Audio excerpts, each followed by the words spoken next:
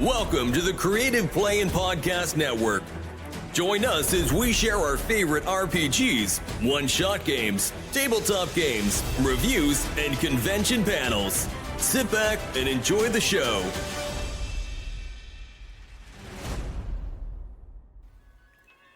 Hi, this is Kelly, aka Trixie from Ragnarok and Roll, assigned to Ragnarok Story, and Tilda Wimblewick from D&D Journey of the 5th Edition. First off, I would just like to say thank you to everyone for listening to our varied adventures, as well as for rating us on iTunes and rpgpodcast.com. If you haven't rated us yet, we would greatly appreciate it if you could. And if you're looking for more ways to support our efforts, we are now on Patreon, a great site where you can help us continue making more podcasts, as well as some special surprises for our patrons. If you can, please look us up at www.patreon.com/cppn. Every little bit helps. And again, thank you for listening. Okay, I guess we are ready to start.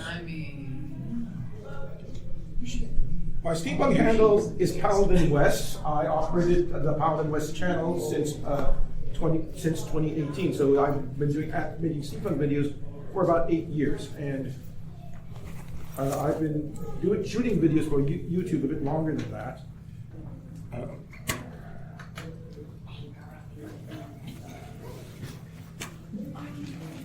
There we go. No, she can't sit.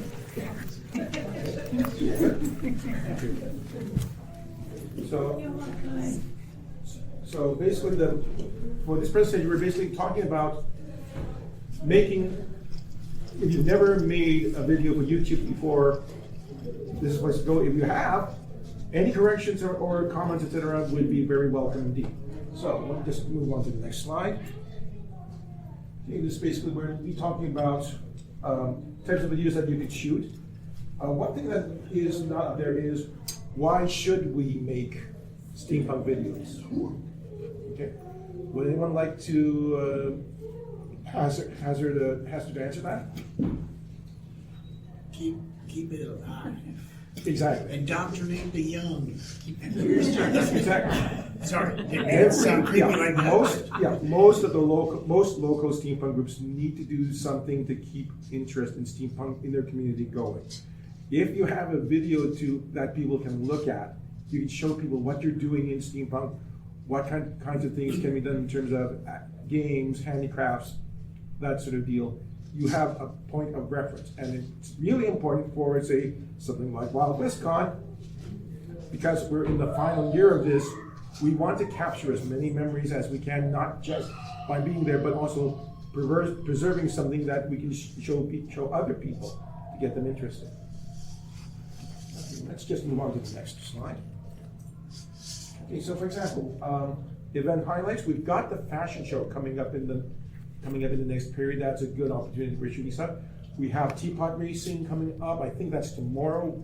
That's a great opportunity. Pretty much any activities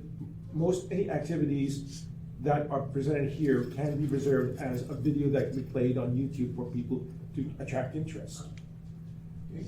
There's also the instructional ones, basically, like how to make, say, how to steampunk a Nerf gun, how to make bustiers. There are tons of YouTube videos on how to make certain items of clothing. And that's really, really handy for people with our particular lifestyle. Views and opinion. Oh, there are tons of those. Some are good. Some are sort of leaning towards the slanderous. Some people like to spout off of opinion just to piss people off. But it's important that people basically state their opinions on how things are happening, if things suck, we have to figure out why they suck.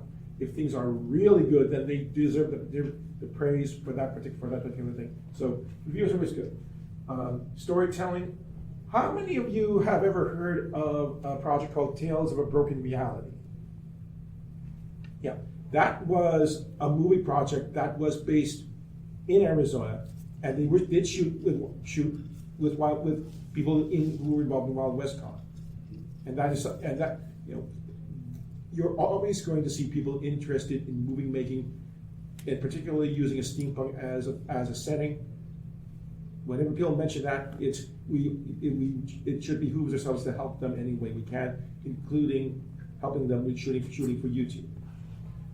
Live streaming podcasting. How many of you are subscribed to Band MSQ's podcast? Okay.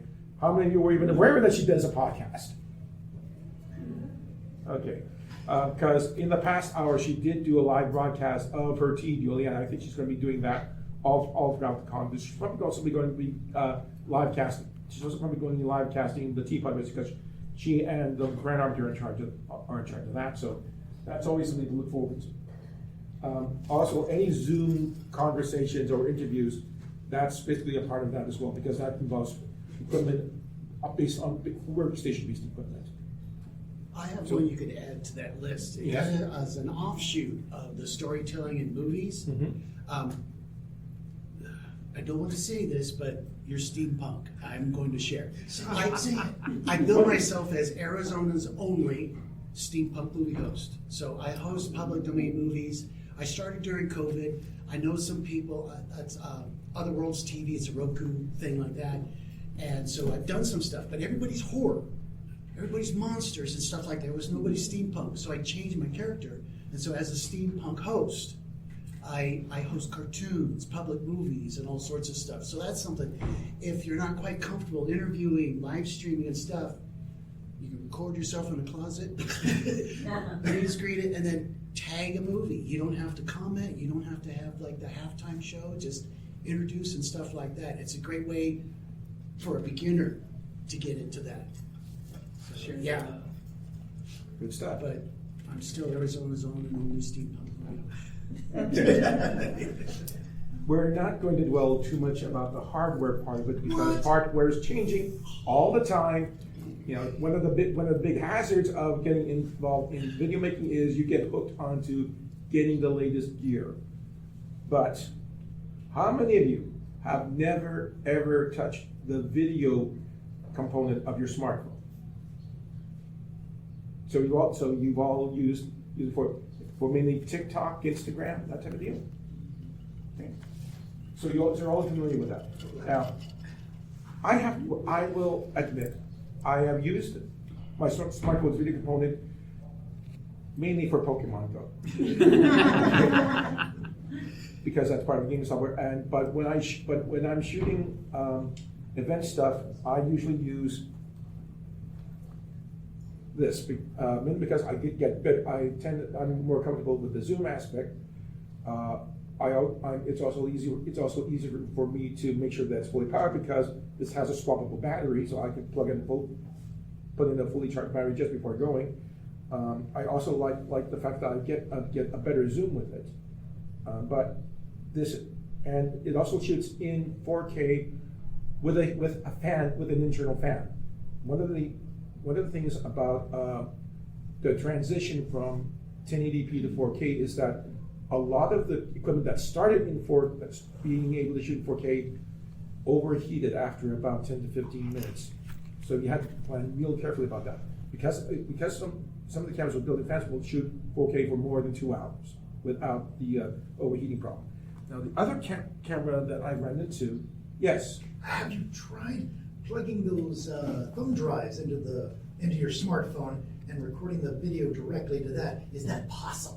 Yes, it's possible. Yes, it's Be possible. careful with the thumb drive you have because if you're using a USB 2 thumb drive, it will not keep up. You need to have a USB 3.2 Yeah. Gen 2x2.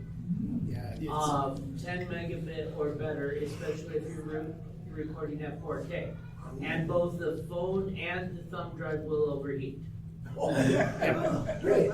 You'll get 10 minutes without questionable temperature, but if you go over 10 minutes, put a fan on it. Short film zone, I gotcha. So one of the things I did encounter, this is one of the cheaper options for starting out and shooting videos. This is a CamSnap CS8. The form factor is really retro, but if you look through the viewfinder, you will see that this is not exactly the best, so I'll pass this along. Have a look through the viewfinder. because it is really because that is actually pretty low tech compared with some of the things, some of the features you find on the mid-range to higher end cameras. Other good one, they still do make cameras of the Sony Handycam type, which also shoot in 4K. They don't have the overheating problem, and there is also one particular advantage to this as well as the CamStack is that when people see you operating it, they know you're shooting a video. Big drawback with using the mirrorless camera or a camera with a changeable lens, if people sometimes cannot tell if you are shooting a still picture or a video. If they think you're shooting a still picture, they will freeze. You do not want that for for people doing video. Now, the fourth option is action cameras, which is basically the generic term for the GoPro style. And the big advantage of those is you can do great point of view shots. So that they're great for if you're trying to show an instructional technique over a workstation and you're working on that, you've got the camera shining over it, and that's a good way of demonstrating how to do certain things. Okay, any questions about the camera type? Okay, we're going to move on to this. The reason why I say this is optional is because most cameras these days, thank you, you don't necessarily need that in order to start shooting. But one of the things that everyone is going to tell you, and they're not wrong, it's always better to have an external microphone for recording videos because it's a bit of an irony. People don't really care about the video quality that they see on YouTube, but they do care. They will complain if the audio sucks. And it's a given fact that the internal mic on the camera is never going to be as good as an external microphone. So you've got several types up there. The lapel mic is basically, or lavalier is basically a small mic that you can hook up to your clothing and it'll record great, and that's great for, say, talking headshots. This on here is an example of a shotgun. Like all it is just one mic pointing in one direction. One thing that you'll notice that this, of course, is the dead cat, and the reason why you'll see this a lot is because it really helps cut down on the wind noise. Because I have shot videos without a dead cat, and unfortunately I chose to shoot it in the middle of when moderate breeze came up and you couldn't hear anyone, and that's one of the reasons for this. You'll also see ones where you've got the microphone covered in foam. Main difference is that also helps with the wind as well, but the foam ones are really good for indoors in terms of screening out extraneous noise. One of the things about the dead cat is that it may screen out too much of it and become really, really quiet. But it's great for outdoor work. Lights, particularly indoors, particularly if you're doing a talking head type of video, it's really important to have good lighting. Did you say cat or cat? Cat. Dead cats. Dead cat.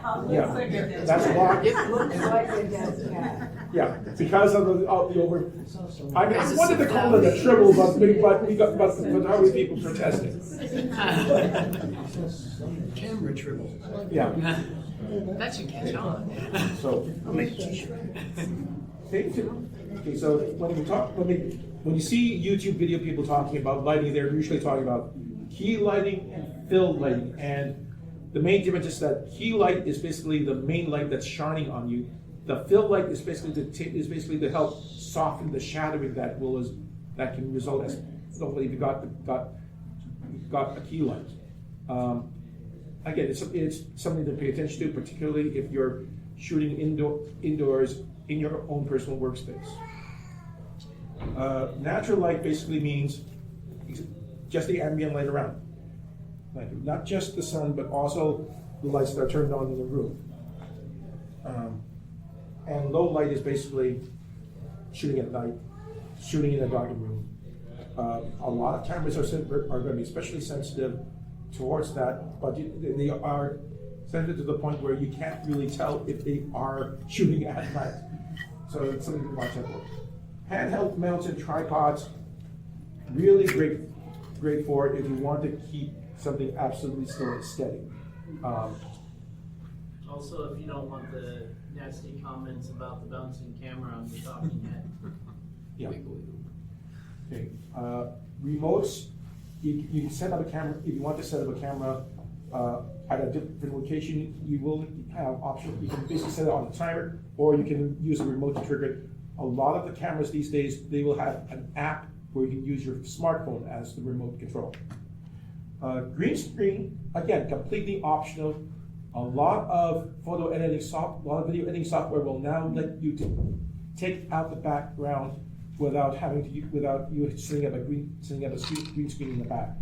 So you can so if you want, say, old Tucson Studios or Rocky Mountains in the background while you're talking in your studio, green screen is the traditional way of doing it, but you can also do it with photo editing software. The only real problem with using photo editing software is that you do risk turning into a ghost if you're not careful.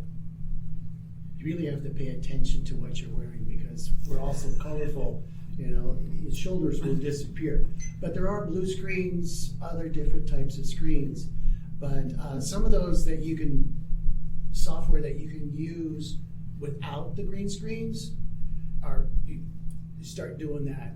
They're incorporating AI to make it a lot easier, but I use the Adobe suites and it costs me about $60 a month. And I get like 3 or 4 different editing tools for videos. So shop around on that one and kind of really look at what you're wearing. Other thing, if you are nervous about talking in a talking head video, there is an option of doing teleprompter setup or auto cue setup. Basically, what it is a screen that goes in front of the camera. The camera can still see you, but in front of the camera you have a script floating up. So that means you can read the script in front of the camera, and it doesn't look like you're looking down or all over the place. So it gives you the assumption that you are looking straight at the screen at the camera when you're talking, and that helps a lot for the viewer who likes to maintain eye contact.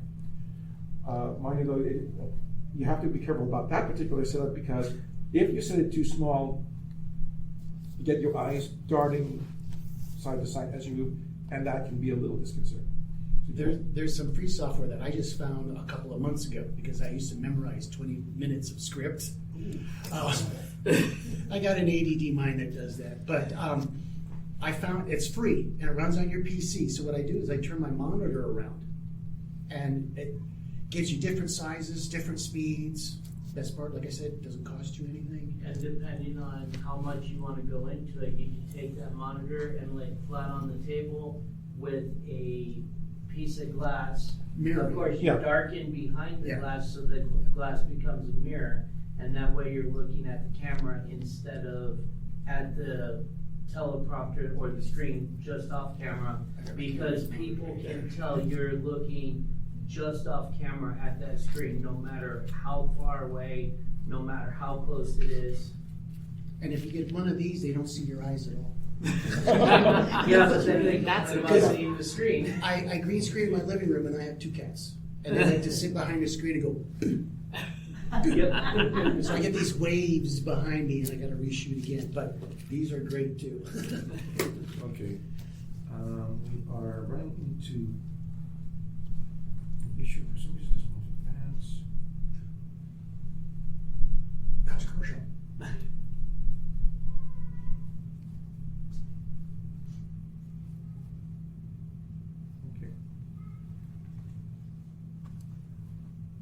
There we go. Okay. Video formats. Your camera will shoot in a selection of formats that your editing software will recognize. The QuickTime one .mov, that's mainly Apple. It's mainly an Apple format. The big one that all of them will recognize is MP4 and MPEG-4, because those are pretty much universally recognized for about the past 20 years. WMV is Windows Media Viewer. They brought that in with Windows 95. I'm not entirely certain if that really caught on as much. The two that are down the bottom, HTC and Progress, they were just recently introduced, and apparently the main advantage of them is that they pack a great deal of information, but it doesn't take up as much memory space. But the big disadvantage is that a lot of video editors don't recognize them because they're that recent. Okay. Codecs. The main difference between the format and the codecs is pretty much you can think of the format as the type of the file. The codec is basically the internal organization of that particular file. So the big one, so the most popular one, again, as I said, is MP4, H.264, but HEVC is starting to come on as the that's the new one. Thank you. Now, video resolution. This is actually if you look at the screen, it can be a little misleading. If you look at the small one, 480p, 640 by 480. How many of you remember cathode ray tube televisions? Okay, those are 640 by 480. Doesn't matter if they were 34 inches diagonal, 24 inches. They were all 640 by 480. So if you remember watching a sitcom or soap opera, you had no problem, and you had no problem thinking about their resolution.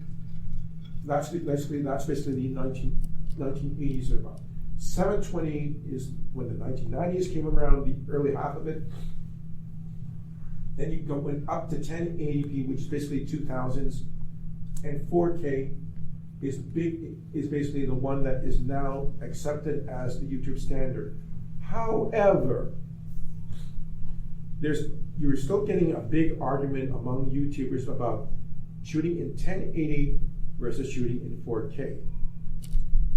4K is going to give you really good resolution in terms of the information that's being packed into the screen. But it takes up a lot of disk space, and takes up a lot of memory space. And it takes up a lot of bandwidth. Okay. So, in terms of uploading, 4K is going to take a lot longer to edit. It's going to take a lot longer to render. It's especially going to take a lot longer to upload. With today's equipment, 1080p doesn't take as long. It takes about a third to a quarter of the time, depending on what you're shooting. Okay.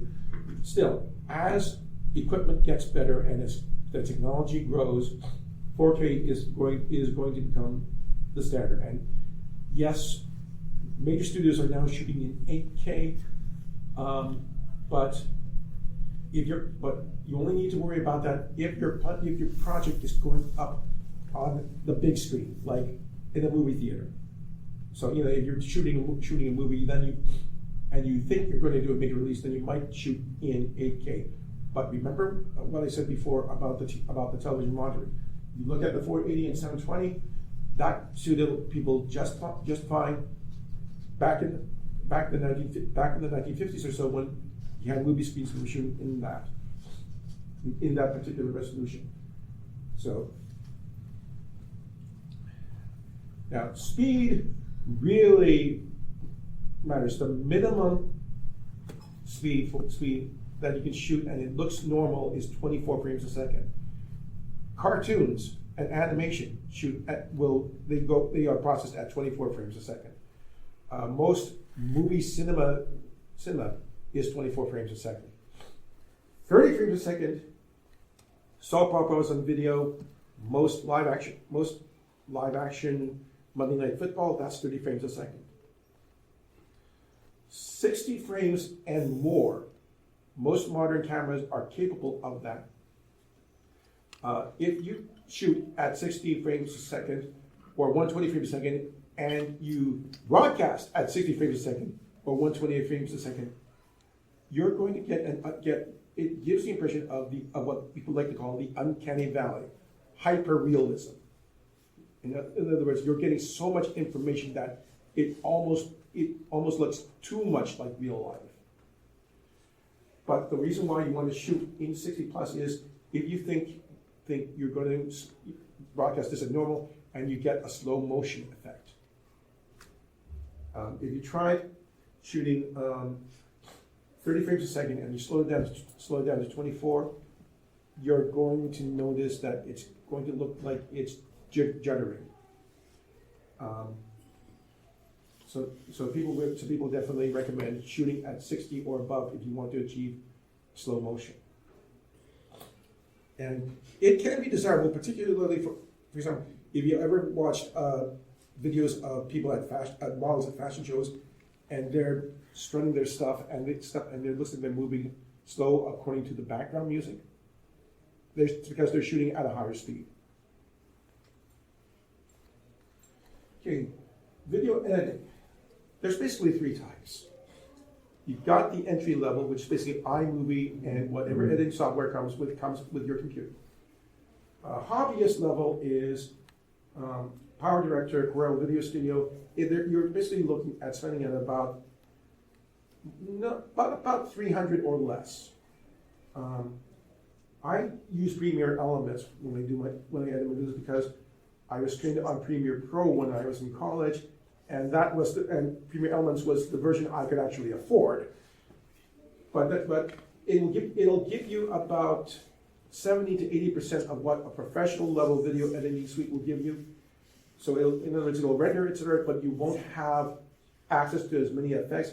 You won't have, and you can do preliminary color grading and adjustments. Yes. Which of those are free, please? The DaVinci Resolve has a free level, but it doesn't have many features.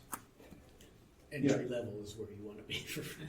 Okay. Now, honestly, there is CapCut is free, but if you are working on professional or government level things, there is some concern because you're basically editing this on the web. It means that they have access to some of your stuff, and there are some security concerns with that particular one. But entry level, you can always get it at no charge, and they do work pretty well. Of course, Clipchamp does require your video to be uploaded onto OneDrive to be able to edit it. Yeah. I do believe Power Director is free as well. Yeah. Yeah. There are, like I said, I'm in the pro level, and I have a subscription with Adobe. There are some subscription services that you can get to. I used to do this for my living too as an IT guy. But with subscription services, contact the company. Just call them out and say, hey, can I have a deal? Because during COVID, my Adobe Premiere, and I have After Effects, Audition, I have all like 8 different Adobe tools. It was $32 a month because I said, hey, COVID's here, gotta save money. They're like, no. How about we cut it in half? I'm like, yeah. So, but give them a call. Talk about negotiate. If you've got kids in school, mention that because you may get an educational discount. Yeah, and some of them, especially with the MacBooks, the MacBook Neo coming out, can do most of those at a hobbyist level, and you get $100 off on that, so you get a reasonable MacBook. Apple actually, if you were in school, Apple would give it to you for free while you proved you were in school. Yeah, one thing I will mention: most of these, the hardware requirement they will say is they are designed to, they can run if you have 8 gigs of RAM. However, most of the software will all say we recommend 16 gigs of RAM. So you can do so on a MacBook Neo, 8 gigs is enough for a small project, but for a commercial project, you'll probably want to look. A used MacBook Air is probably going to be a better deal at 16 gigs than a new MacBook Neo because of the fact that you've got more RAM for more processing. But on the same note, a good IT person will tell you, don't even stop at 16, jump up to at least 24 or 32 of system memory and at least 16 gig on the video card. Yep. I have one of those little Apple cubes from like about 25, 30 years Actually, ago. It still works, and I That use that for is a part of the good point. The graphics. Mac Mini is a Yeah. good option if you don't mind the desktop. Yeah. Because it has some Yeah. really good some really good processing for the price you're paying for a Mac. Yeah, it'll run most of the software, but when you start rendering it and going to publish, you'll be looking at hours for a 15-minute video. Yeah. So, yeah, so it's also the same case for Windows and Unix-based hardware systems. You want the memory to be minimum 16 gigs. If you can afford it, you can up that to 32 or higher, if you can afford it. But for YouTube, if you're shooting at 1080p, it's going to be a 16 gig, 8 gigs is doable. 16 gigs would be preferable. Okay, let's move on. Okay, so if you've never shot videos before, few things. First of all, it's better to have too much video footage than not enough. Particularly if you're shooting like event highlights like this, because once the event is finished, you can't really go back to get more footage. So it's always if you're shooting. So if the event is going to take place an hour, you should have enough for 10 minutes worth.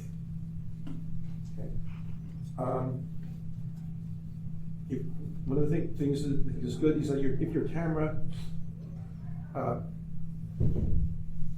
you want to keep it as steady as possible. You don't want it to jitter. That's one of the drawbacks of this $200 one is that it will judder if you're moving with it, because there's no smoothing out software.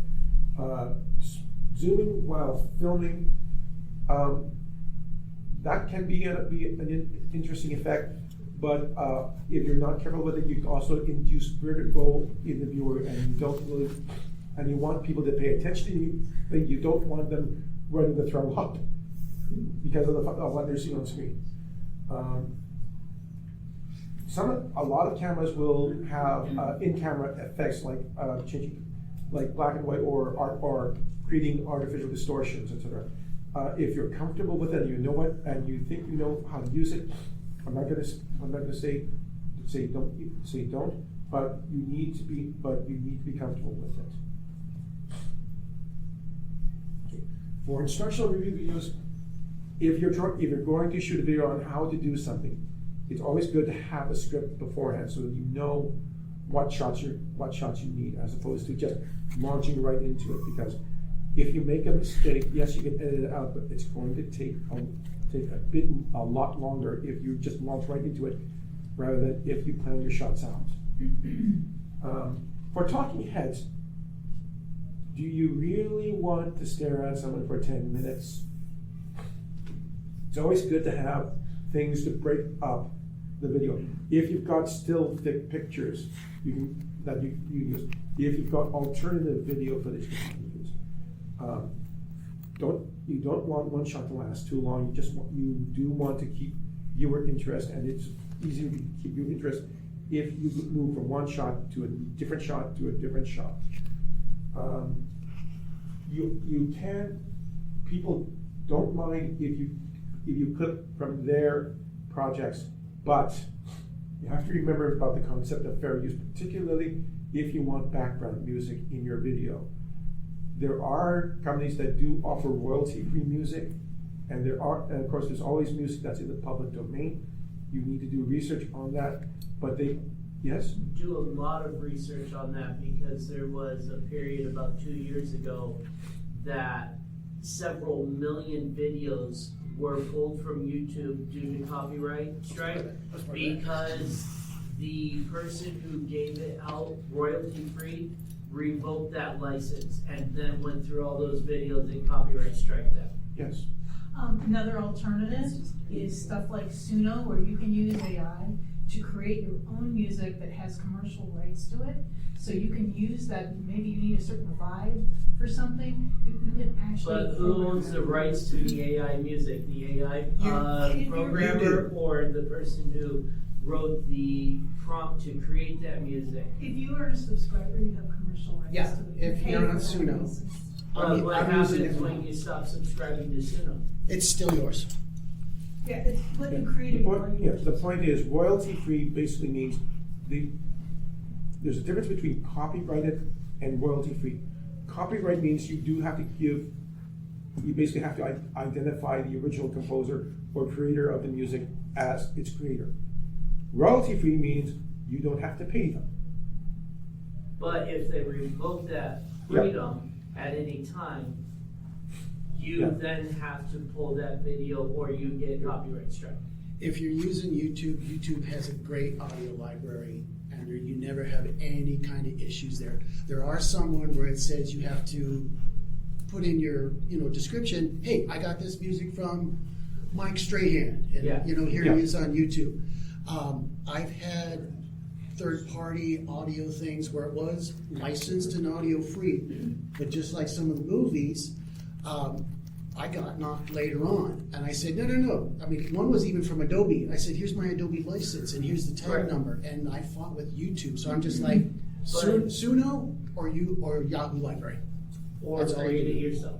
Yeah. And don't trust an AI license to give you freedom, because who actually owns the license to your prompt? Is it the person who created the software or you who created the Yeah. prompt? Yeah, I've- well, I've the checked other- into it. one of the reasons why I would stay away from trying to use AI to create your music, AI basically relies on grabbing files from all over the net, and it grabs those files without permission from the originators, and it is still a big topic of argument among creatives, professional creatives, as well as amateurs. I was trying to keep out of that rabbit hole with just sticking with the who owns the license to the AI, the people who created it or you who did the prompt. Yeah. Because AI only takes everything, and what's the most probable next step in what it's creating? So, as I said earlier, people will not complain if the video footage is subpar, but they will complain if the audio sucks. This can be fixed in video, and then you can make it louder. You can tone down some of the more sharper levels and maybe tone down some. Sometimes you will get feedback if you plug in the microphone wrong. But you do need to focus. If you don't have time and you want to get the video up, focus on getting the sound quality as best as you can. The B-roll, that's mainly a concern for YouTubers who are trying to go towards a more professional looking thing. B-roll basically refers to secondary footage shot by a second camera that's shooting at the same time. If you only got the one camera, don't worry too much about B-roll. If you've got a camera and you decide you want to upgrade, don't toss away the older camera. The older camera can be used to shoot B-roll. But this goes back to what I was saying earlier about you don't want one continuous shot. Alternating at the same face with an alternating angle coming from a B-roll footage, that helps keep your interest. Okay. Make sure that you have all the raw footage that you intend. That also means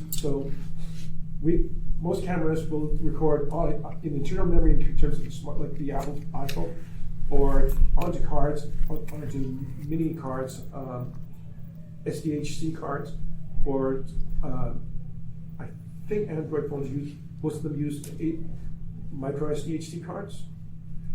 But definitely a lot of cameras will use camera cards. Make sure that you've got all of them. Make sure that you save all of those footage onto one particular spot. Now I'm a little old-fashioned. I usually prefer not to save data onto a computer's internal drive because I grew up with Windows computers they keep changing every 2 to 3 years, and which meant that I had to offload a lot of data from the drive onto external media like 3.5-inch diskettes. That's how old I am. And that's the data if I wanted to hang on to it for future use. So if you get a hold of a hard drive, that's great. Be aware that there's a difference between a hard drive and a solid state drive. Hard drive is the one with the spinning magnetic disk media. Solid state drive, there's no moving parts, so they will last a little longer. Okay. But solid state drives are also more volatile if you're carrying it around with you. Yeah. So YouTube has a certain format for videos. If you're using, so you want to make notes about the narration that you're doing. There's YouTube. If you go on YouTube, you'll notice that a lot of videos have an introductory text. So you want to make that text as attractive as possible. For a lot of, say, the fashion show, you may want to insert a chapter or section break every time a new model appears, because you want to. Again, this is part of bringing up. People may be interested in only looking at a specific model, so you want to make it easier for them to find it. That's why you have chapter breaks and section breaks. It also helps if there are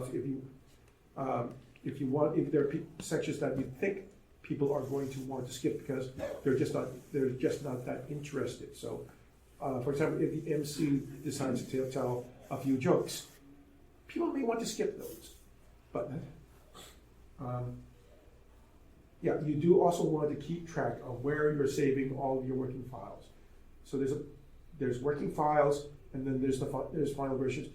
You definitely want to think about saving the previous version in the event that for some reason something screws up during the video editing. So you want a version, so you don't want to start back from the beginning. So the introductory box is where I put my the fair use. Yeah. I actually put a fair use public domain disclosure there. Basically says like, hey, I got this off the internet from this guy over here, and as far as I know, I did my research. It's all clear. There are many like horror hosts that you can find online, and they'll put it up there. You can copy half of it, part of it. There's no set legal way, but if you have that up there, it clears a whole lot of stuff. And at the beginning, the YouTube algorithm will see that and not necessarily put you in, copyright people. Yeah, but it's still a lot of YouTube videos, particularly from reviewers, will also put in a fair use statement as a title card in the video itself.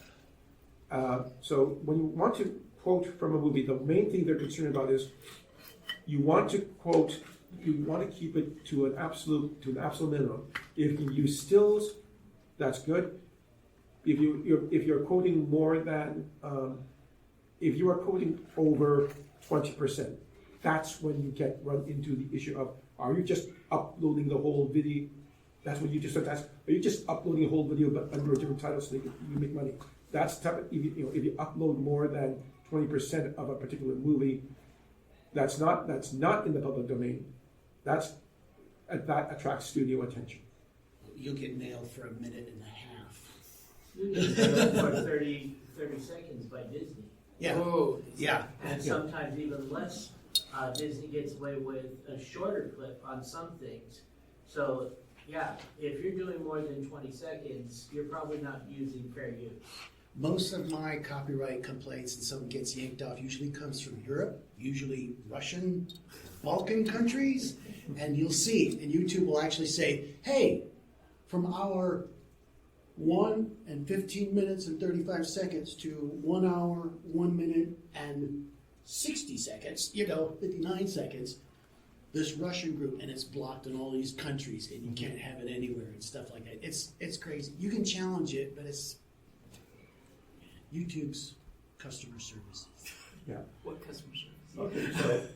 Okay, so if you're using a video editor, you want to make sure about, this is a time when you can fix a lot of things that may or may not have gone wrong when you shot your footage. If you think there's a shot that's too dark, you can adjust it then. Transitions. This is where this is the real genius for video editing. You can because as you move from one shot to another, the way you do a transition is a way that you tell the story. So go straight cut is basically just one clip, then the next clip.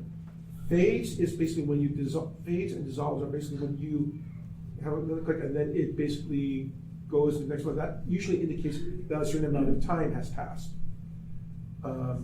I'd like to do wipes because I'm a fan of Kurosawa, and he likes to do wipes across the screen to do a scene transition. George Lucas picked it up for the Star Wars stuff, and a lot of film students will do wipes as well. You want to save your work on a regular basis, particularly if you're working on something that's over 5 minutes. So work on your edits, save every 30 minutes because you don't want systems do crash. Now comes the really impatient thing. Yeah, you do have to be patient, particularly if you're uploading 4K footage. You want a good descriptive title. Timestamps, like you said, you can, as you upload to YouTube, it will allow you to create timestamps with the text, which means that you can insert chapters. So this is one of the reasons why you want to keep track of how long a certain clip is, because that'll give you a good idea as to where you want your chapters to go. Hashtags, if you put in the description with the hashtag sign, that's basically meta tagging, and the reason why you want to do that is it helps the YouTube algorithm create search tags, so that people who want to look for the stuff that you're talking about in your video, they have a better chance of finding it. While somebody can be in the description or the title, the more hashtags you have that'll direct people there, the better. The only thing that YouTube will strike you on is if you use a hashtag that has nothing to do with the content of your video. Another thing with hashtags is try not to repeat them, because YouTube, if it sees too many duplicates, will kick you out of a search. It's like, say like steampunk. You got steampunk, then you got steam, then you got punk, and then maybe steam cowboy. Those are all good, but if you just keep throw in steampunk 5-6 times, then it's gonna go, you're probably AI, and I'm not gonna put you up there. Except for now that almost everything, 90% of YouTube is AI now. Yeah. Because it grabs everything you guys have created and then runs it through the AI filter so that they can make money off of it instead of you. Yeah. But the hashtags are really, really good. There's a couple of companies out there free online. You point them at some of your stuff, and they'll give you hashtags that you can use. TubeBuddy is a subscription service with YouTube, and they're great. It's like an analytical that plugs into the YouTube site as well. The last one, really, really important. Every time if you have a still frame when YouTube pulls up your video, it's called a thumbnail. And the reason why it's important is that, number one, thumbnails in YouTube are really small files. Number two, you can ask YouTube to pull a frame out of your video file as a thumbnail, but it will definitely not be the frame you want it to pull. Yeah. Every frame. One of your eyes will be blinking because you just kind of looked the wrong way, or just, yeah. And there are companies out there that have analytics that'll guide you and tell you what thumbnails, what people have put into their frame, and some of them, some really stupid things like having your mouth open in surprise can double the amount of views you get. Just straight up. So the best strategy to tackle this is when you're video editing, keep an eye out for a frame of your video that will make the best thumbnail. And also pick about 3 to 6 of them, because YouTube will allow alternating thumbnails. With my public domain movies, a lot of them are, low res. There's a square box. I do Mr. Modo, or Charlie Chan movies and stuff. So what I did was I created a steampunk TV frame, for the characters, because the movie, fits like that. So instead of just having gray bars, I actually have a TV set. And then sometimes for the thumbnail, I do photos where I'm like in things, so I have like a mirror of me, and then the movie poster is in the middle of the TV screen, and that's my thumbnail. So you see the movie, and then you also see me in my ads and stuff like that. So Now, if you want to, now the biggest step you can take towards, don't rely on YouTube alone to get people to view your videos. You can take steps on your own. For Facebook groups, if you've been to more than one steampunk convention, Wild West Con, TeslaCon, Key City Con, Chicago Exposition, they all have groups. You can basically announce that you have a video and give a link on the groups, particularly if they're community groups. It's a way of attracting attention.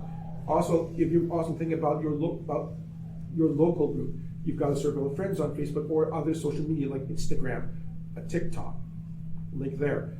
We're not going to get too much into YouTube Shorts because that's basically a subset of this. Shorts are going to be 1 minute or under, and it's basically more in the TikTok school. You want feedback on your videos, particularly if you're starting out, and you don't want to be scared of people telling you that you suck. I'm worse than that. Okay? Because everyone starts out, everyone's first video is going to suck.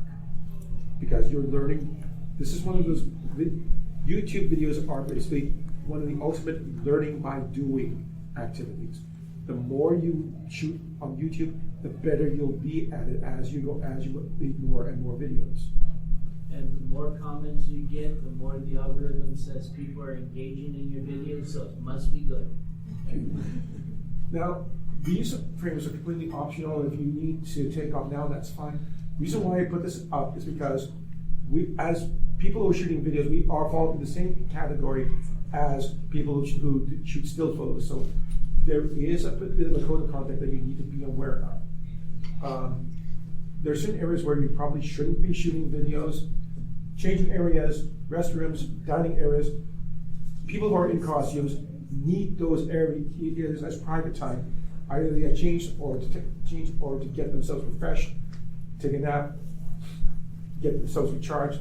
You don't want to shoot at that time. Unless it's your younger brother. Actually, two of those, it's actually illegal to shoot. Yeah. Changing and restrooms. Yeah, because there's too much. Yeah, because that's too invasive, basically. Unless it's your Now, if you're attending a stage performance like the fashion show, there is implied consent that audience members who are attending are implied consent that they can appear in your video. Main thing, and particularly also the person on stage that you're shooting, there's some implied consent that they can be in your video. The main thing you have to remember is you don't want to impede the performance, because if you're setting up, say, lighting and a tripod, etc., you don't want to set them up in such a way that they're tripping over your stuff to do their job. And again, we're talking about minimal impact on a particular event. If you are shooting footage at a picnic, it's not a good idea to drag all of your lighting and backdrops and etc. so that you can grab people from the tables and set up for shooting. You want to be minimal what I call minimal impact. Just take the bare equipment that you have, your camcorder, your smartphone, microphone, and also remember, you're not taking over the event organizer's planning. If the event organizer objects, you have to shut down. Simple as that. And that's pretty much it. Any questions about shooting YouTube videos?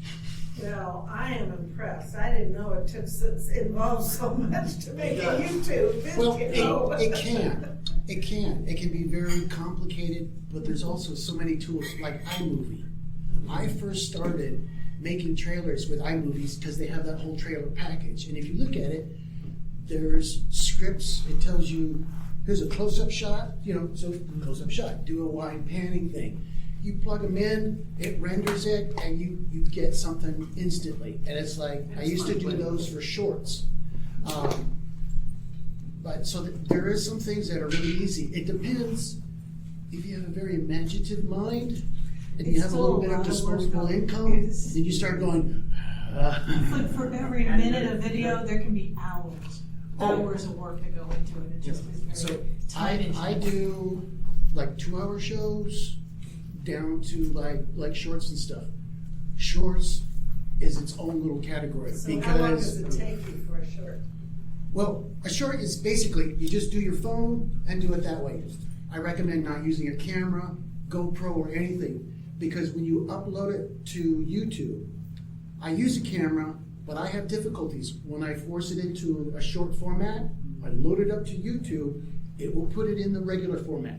So I have to be very careful. Another thing is with shorts, do not use thumbnails. You use a thumbnail, it thinks you're a movie. Shorts don't have thumbnails, they generate So their shorts own. take you about whatever, however long the short is, if that's how long? A short is basically a minute. Figure about a minute or less. It's like Yeah. TikTok. So that's videos, the so easy thing. Yeah. It's basically YouTube's way of competing with TikTok. Yeah. I have seen shorts as long as 2 minutes, and from what I understand, that from that person, 2 minutes is the maximum length you can have a short. But at that point, you're going, when is this going to end? Yeah. I actually worked for YouTube for a while during COVID, and I beta tested with some guys in India, shorts and editing processes and stuff like that. And I still really don't want to use it, but I throw them to TikTok. And then if it's for TikTok, then I'm like, okay, then I'll copy that one for YouTube. So Other than how that, I long just does it stay take to do a regular YouTube video, like they're painting a house or something? So this is where you get back to where he's talking about scripts, plots, outlines. That's right. Have that first. Once you do that, then you'll see how long you're So going. It could take I'm hours. following one person who has decided to upload remodeling her house. She has been uploading a 35-minute video weekly for the last 62 weeks. She films the entire week of doing the renovation, whatever is happening.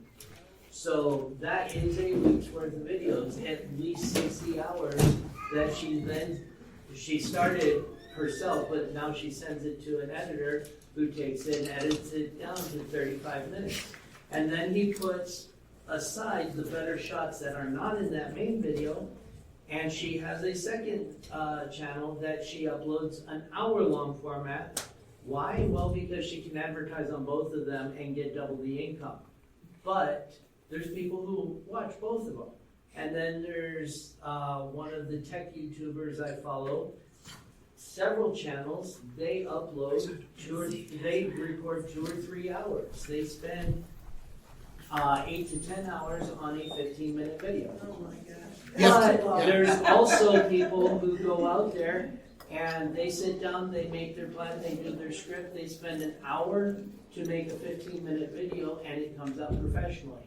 Of course, that guy actually sits down for an hour, records straight, and then sends it off to the editor and lets them spend another 25, 35 minutes rendering that 15-minute video. But he's taken notes of, hey, this happened at these times, and this is the script, and make it look good. So And for how some, much do editors cost? so for some of It my, depends on how much you're doing. That's The right. person who's doing the week's worth of video, they get paid a lot. That's right. so for some of my videos, I'm currently running Hanna-Barbera's from the Banana Split Show, a cartoon called The Arabian Nights. Oh, yes. I remember And that. they're in public domain, no problem. Those are 8-minute cartoons. That'll take me 2 days to film and edit because of what I put into it. Green screen, I have animated cartoon background, all sorts of stuff. Yeah. It does I take a lot have of time. another movie that I do. It's a video game. It's not me playing the video game, but the video game is playing, and it's a zombie game, and I found a drive-in. So I superimposed a car, so you're sitting inside the car, and then I put the movie over the screen. So your picture like this, you really only have that much of the movie playing. I don't care if nobody sees it. It's And for me. I can set up that scene in OBS for free and have 4K video going through that because I'm capturing the video off of whatever he's playing it on. I have the camera coming into another input and I'm rendering it in real time. So it takes as long as setting that up. OBS is really good software for doing talking head because it allows you to hook up your own camera. It allows you to hook up an external mic. You're playing it all not through the camera equipment, but you're playing it all through your computer, and you can basically do all the adjustments in the computer. Yeah. And if you have a second computer that can record, you can do whatever you're doing on your computer, and it's not, whatever you're doing is not slowing down and causing problems with the recording software. Yeah. But I know someone who says, oh, it's free, so it can't be that good. And then he turns around and says, well, it can't be good because the professional studios, the Hollywood studios are not using it. And I'm like, but it has all the same features and does it more efficiently than the Hollywood software you paid $1,000 to put on one computer. And I can do it for free. And he said, then he turned to me and said, well, there's too many features to figure out. I'm like, well, if there's too many features to figure out, then it's got to be good because OBS is one of those software where there are tons of tutorials on. Yeah. And as OBS, I forget what the O means. It's Linux. It's well, no. Linux. No, Unix. It is 100% open source, and Yeah. because it's open source, it's been compiled for all the major operating systems. Okay. It originally came out in Windows. Well, thank you so But much.